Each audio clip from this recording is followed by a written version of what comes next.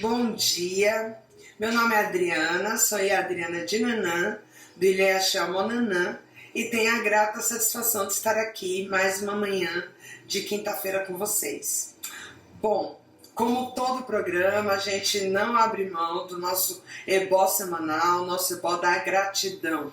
Ebó, para quem está chegando hoje, são rituais que temos nas religiões de matriz africana, que é uma infinidade de possibilidade de ebós, e que serve para realinhar nossas energias, levar energias ruins embora, trazer boas energias. E temos os ebós comportamentais, que chamamos, de ebós comportamentais, que são muitas vezes recomendados no jogo e que serve para quê? No jogo de búzios, no oráculo, que são comportamentos que a gente precisa mudar, comportamentos que possam estar nos prejudicando ou prejudicando a nossa comunidade.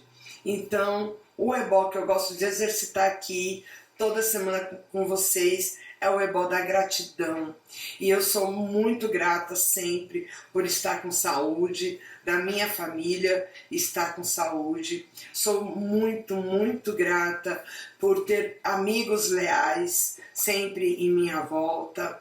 Sou muito grata por ter orixá na minha vida, por conhecer orixá e ter essa vivência com orixá. Porque isso define hoje quem eu sou, como me relaciono, como eu me vejo no mundo e como eu vejo o mundo em mim também. E por isso eu sou muito, muito grata, porque o orixá é sempre muito vivo na minha vida.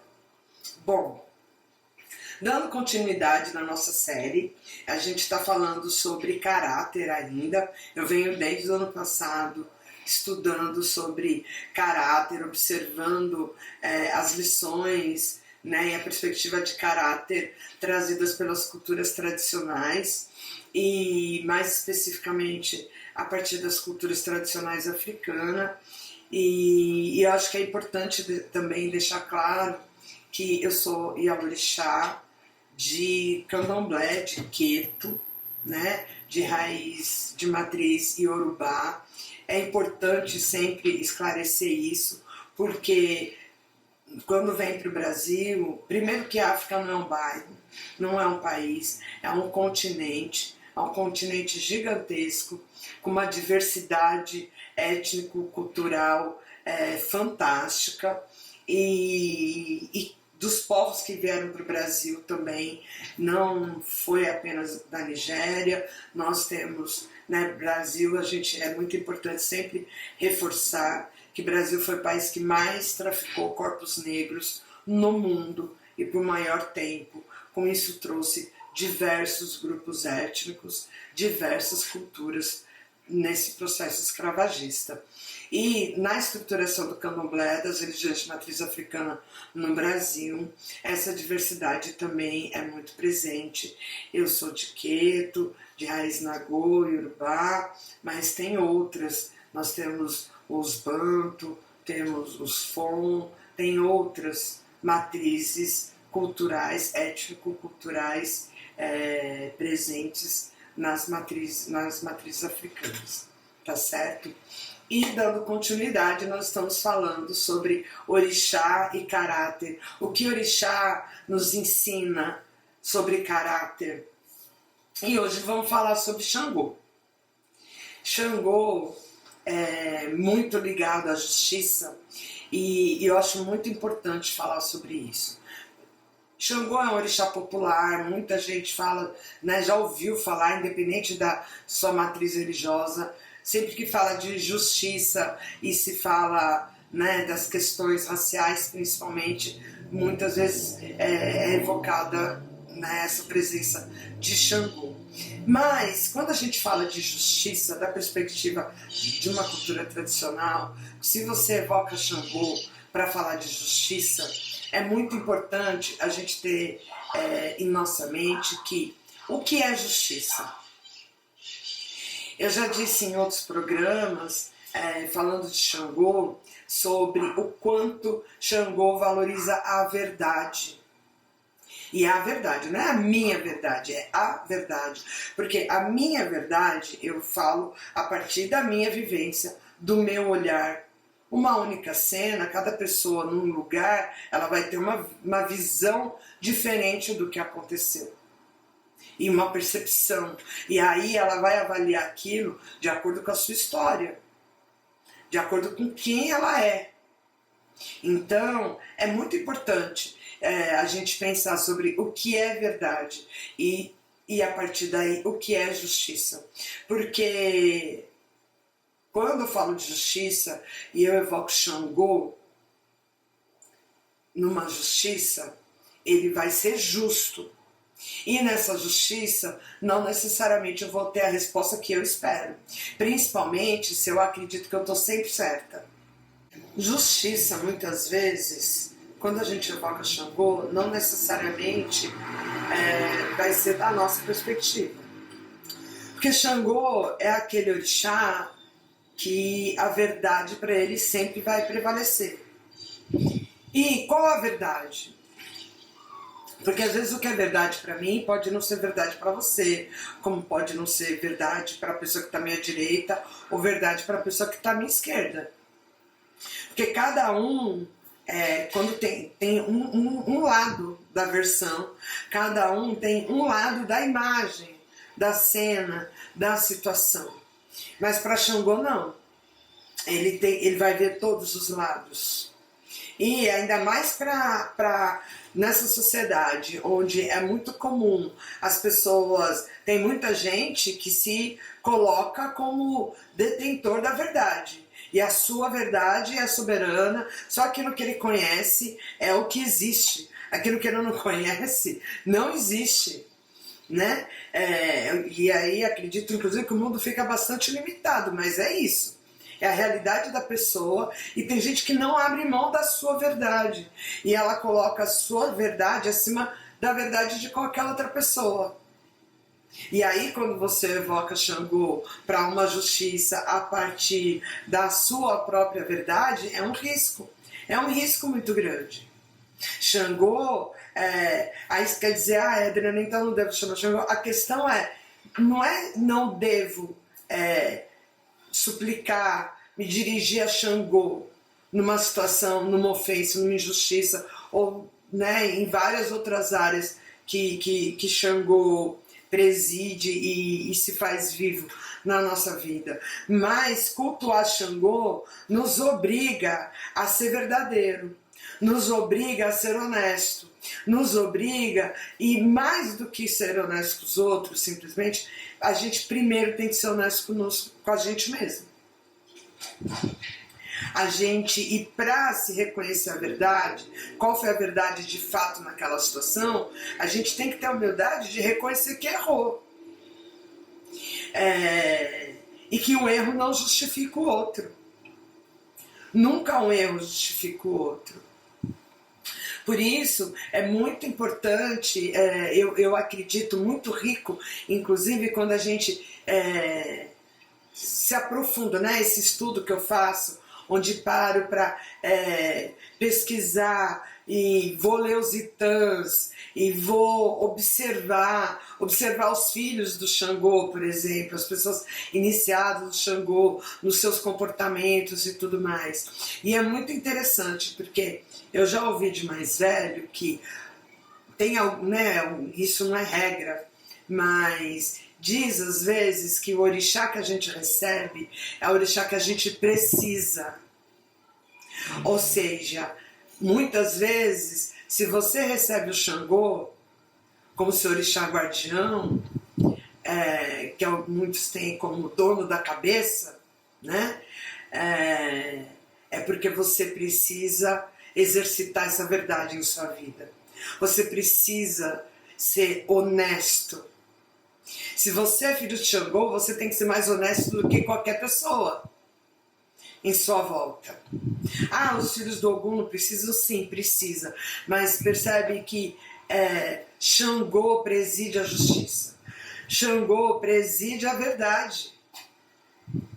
Então, se eu cultuo Xangô, é para trazer a verdade para a minha vida, para afastar as injustiças. E eu não posso ser injusta, porque a justiça não vale só para um lado. E aí é isso, a justiça a partir da minha perspectiva. Onde eu ser justo para mim é eu ganhar todas. Eu não perder em nenhuma situação. Isso não é justiça. E você observar nesse exercício do bom caráter, a verdade é fundamental. E eu sempre reforço que mais do que eu devo falar apenas a verdade, não é simplificando assim dessa forma, mas é de quanto eu sou honesta comigo mesma, porque isso me força a me rever comigo mesma. Diz os antigos que uma mentira contada várias vezes vira verdade, mas não para Xangô, assim como não para Exu. Mentira é mentira, mesmo que você tenha esquecido que é uma mentira. Porque quando diz, uma mentira contada várias vezes vira verdade para você. Porque o outro que está sendo prejudicado por essa mentira, ele não vai esquecer. E Xangô, você evocar a verdade, a justiça, não é a sua verdade. É a verdade de fato. Que balança é essa? O que pesa mais, né? É a verdade. E é muito comum, nós somos tão forçados, nós somos tão condicionados a viver dentro de caixinhas pré-determinadas pela sociedade, que somos educados em cima de mentira. Cada dia que você se força a ser uma coisa que você não é, que você violenta a sua humanidade, que você agride a sua essência, a sua natureza. E eu vou dar exemplos muito simples. Eu gosto sempre de falar a partir de mim, né? Das minhas vivências. Eu, quando era pequena, já contei em outras histórias, eu tinha muita boneca, tinha brinquedos e tal, e é muito comum, né? Tem os brinquedos de meninas e os brinquedos de meninos. Eu nunca gostei, eu odiava, eu odeio até hoje, falar de brincar de casinha. Como eu sou péssima dona de casa, eu já falei aqui, inclusive em outros momentos. Eu sou aquela que eu sei resolver as coisas no mundo. Eu sei pegar uma terra arrasada e construir um castelo, mas não me manda organizar um guarda-roupa. Porque não vai acontecer. Não vai acontecer e quem mandar vai se arrepender. Eu vou chorar, vai todo mundo chorar, porque não vai rolar. Porque não é da minha natureza. Isso significa que eu não vou fazer nada? Não. Eu não sou boa nisso, mas eu sou boa em muitas outras coisas. Mas é muito comum impor para as mulheres, por exemplo, toda mulher tem que ser boa dona de casa. E homem não é dono de casa? Isso é proprietário da casa. Né? Então, isso são coisas que nos levam para fora do nosso eixo, para fora da nossa natureza. Onde tem homens que são ótimos em arrumar, cozinhar, cuidar dos filhos e tudo mais, e às vezes não é tão bom nos negócios no mundo, que é da natureza dele. Eu de criança eu amava brincar na rua, empinar pipa, subir em árvore. Eu gostava de tudo, qualquer brincadeira de rua que seria pensado para meninos era a minha preferência. Ao invés de ficar brincando, eu sei lavar, passar, cozinhar, bordado, crochê, tricô, costura, eu sei e gosto em alguns momentos, mas para algumas situações pontuais. Mas dizer de eu viver disso, eu sou incapaz, incompetência completa. E quando a gente impõe algo que não é da natureza da pessoa, nem vou discutir das loucuras de gênero que estão aí no mundo dado hoje. Você força a pessoa a viver uma mentira. Quando você se força em situações ou em relações que não são saudáveis, que não respeitam a sua humanidade, não respeitam a sua natureza, só por conta de regras da sociedade, ou porque toda mulher tantos anos já está casada, ou o homem precisa estar casado e ter tantos filhos, ou tantas outras coisas que são pré-definidas em caixinhas e de quanto tempo você precisa ter concluído o ensino médio, com tantos anos, todo mundo com naquela idade tem que ter concluído o ensino médio, com tantos, ou você é um fracassado. Cada pessoa tem um tempo de maturidade, inclusive. E nos forçar a viver mentira é viver contra essa roda de Xangô, né? É girar contra. Por isso que eu gosto muito de refletir a partir dos itãs e daquilo que a gente já conhece, muitas coisas que estão às vezes no senso comum, inclusive. E digo também que o bom caráter é um exercício. É um exercício. Porque às vezes a gente encarar a nossa verdade dói.